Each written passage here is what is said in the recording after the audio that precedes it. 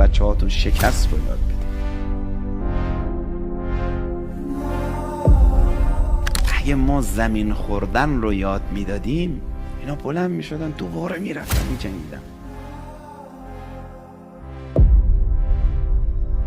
چیه هی گفتیم نه تو زمین نخوردی، نمیدونم این فلانی باعث شد تو زمین خوردی، دلیلش اونه، ای دلیلش اینه، کشور غلطه، مسئولین غلطن. بعد میگه راست میگی اینا غلط، من میتونستم موفق باشم. اگه بدونی شکست خوردی، زمین خوردی، یه جا رفتی ضایع شدی، بعدش قشنگ صف وایسادی ادامه دادی، تو میبری.